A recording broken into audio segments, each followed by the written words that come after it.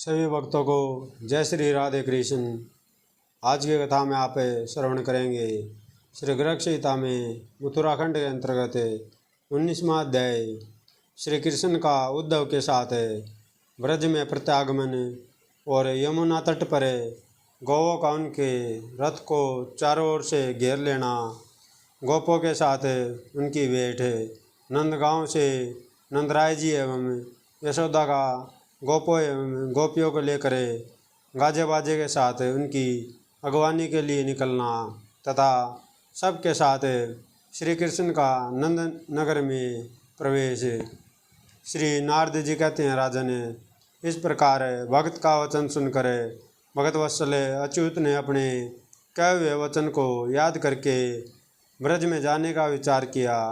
समस्त कार्यभारों पर दृष्टि रखने के लिए बलदेव जी को मथुरा में ही छोड़कर चंचल घोड़ों से जुते हुए किंकनी जाल मंडित स्वर्ण जटित सूर्य तुल्य तेजस्वी रथ पर उद्धव के साथ आरूढ़ भगवान श्री कृष्ण ने भक्तों को दर्शन देने के लिए नंदगांव को गए। गोवर्धन, गोकुल और वृंदावन को देखते हुए श्री कृष्ण ने यमुना के मनोहर तट पर पहुँचे।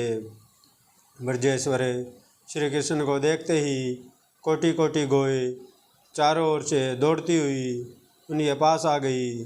उन सब के सतनों से स्नेह के कारण दूध झर रहा था। वे कान और पूँछ उठाकर रंभा रही थी। उनके साथ बछड़े भी थे। मुख में घास के ग्रास लिए खड़ी हुई गोए नेत्रों से आनंद के आंसू बहा रही थी। उनकी व्यथा वेदना दूर हो गई थी। राजन, जैसे बादल रथ अरुण और अश्व सहित शरतकाल के सूर्य को ढक लेते हैं, उसी प्रकार उद्धव के देखते देखते गौओं ने उस रथ को सब ओर से घेर लिया। गोपाल श्री हरि उन सब गौओं के अलग अलग नाम बोलकर अपने श्रीहस्त से उनके अंगों को सहलाते हुए बड़े हर्ष को प्राप्त हुए। गौओं के समुदाय को उनके समीप गया देख श्रीदामा और आदि ब्रज बालक विस्मित हो परस्पर कहने लगे। गोप बोले, सखाओ, उस वायु के सम्मान वेगशाली तथा काश्यापत्र जांजकी ध्वनि के सम्मान शब्द करने वाले कलश और ध्वज सहित रथ को, जिसमें सैकड़ों सब जुते हैं तथा जो शत सूर्यों के सम्मान शोभाशाली है, गौ ने कैसे घेर लिया है। गौ के इस हर्ष से यह सूचित होता है कि इस रथ पर दूसरा कोई नहीं, साक्षात ब्रजराज नंदन ही आ रहे हैं, क्योंकि हमारे दाहिने अंग भी फड़क रहे हैं और नीलकंठ पक्षी हमारे ऊपर उठकर बंधनवार का सा विस्तार करते हैं। श्री नारद जी कहते हैं, राजन, मन ही मन ऐसा विचार करके वे सब गोप वहाँ आ गए। आने पर उन लोगों ने अपने मित्र माधव को उसी प्रकार देखा जैसे साधारण जन अपनी खोई हुई वस्तु के मिल जाने पर उसे देखते हैं। उन पर दृष्टि पड़ते ही साक्षात परिपूर्णतम भगवान श्री कृष्ण रथ से कूद पड़े और उन सब को आगे करके प्रेम विवल अपनी दोनों भुजाओं से भेंटने लगे। नेत्र कमलों से अश्रुधारा बहाते हुए उन्होंने पृथक पृथक सबको हृदय से लगाया। अहो, इस भूतल पर भक्ति के मातम का वर्णन कौन कर सकता है। मिथिलेश्वर, वे सब गोप नेत्रों से आंसू बहाते हुए फूट फूट कर रोने लगे। श्री कृष्ण के वियोग से वे इतने विवल हो गए थे कि मिल जाने पर भी सहसा उनसे कुछ कहने में समर्थ ना हो सके। तब साक्षात परिपूर्णतम भगवान श्री हरि ने उन्हें प्रेमानंद से विवल सखाओं को मधुर वाणी से आश्वासन दिया। श्री कृष्ण ने ग्वाल बालों के साथ उद्धव को अपने आने का समाचार देने के लिए भेजा। उद्धव ने नंदनगर में जाकर बताया कि श्री कृष्ण पधारे हैं। गोप वल्लभ नंदनंदन ने श्री कृष्ण का आगमन सुनकर समस्त गोप परिपूर्ण मनोरथ होकर उन्हें लिवा लाने के लिए निकले। बेरी, मृदंग, पट आदि बाजे मधुर स्वर में बजने लगे। भरे हुए कलश लिए ब्राह्मण लोग वेद मंत्रों का उच्चारण करने लगे। लाजा, खील आदि मांगलिक वस्तुओं से मिश्रित गंधे और अक्षत साथ ले यशोदा के साथ श्री नंदराज अगवानी के लिए गए। तत्पश्चात सिंदूर रंजित सुंड में सोने की सांकल धारण किए मधुअनुमत हाथी को आगे रख कर भानुतुल्य तेजस्वी श्री वृषभानुवर अपनी रानी कलावती के साथ वहाँ आए। नंद, उपनंद, वृषभानु, बूढ़े, जवान और बालक गोप पूर्ण मनोरथ हो फूलों के हार, बांसुरी, गुंजा और मोरपंख लिए नगर से बाहर निकले। नरेश्वर गोप बालक श्री कृष्ण के दर्शन की बड़ी भारी लालसा लिए हाथों में वंशी, वैंत और विषाण सिंह धारण किए बड़े हर्ष के साथ नंद नंदन के गुण गाते और पीले वस्त्र हिला हिला कर नाचते थे।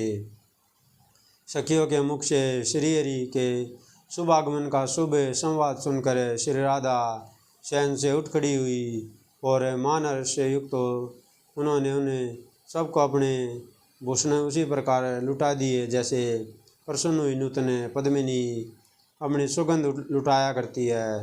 मिथिलेश्वर गोपांगनाओं के 8, 16, 32 और 2 युद्धों के साथ श्री राधा मनोहर हुई का पर आरूढ़ श्रीधर के दर्शन के लिए आई।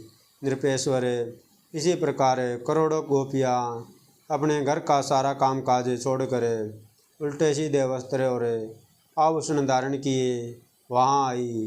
प्रेम के कारण वे मन के सम्मान तीव्र गति से चल रही थी। ऐसा लगता था कि वृक्ष, गो, मृग और पक्षियों सहित सारा ब्रिजमंडल श्री कृष्ण को आया हुआ देख प्रेम से आतुर हो उठा है। श्री कृष्ण ने मस्तक पर अंजलि बांधे पिता श्री नंदराज को और मैया यशोदा को प्रणाम किया।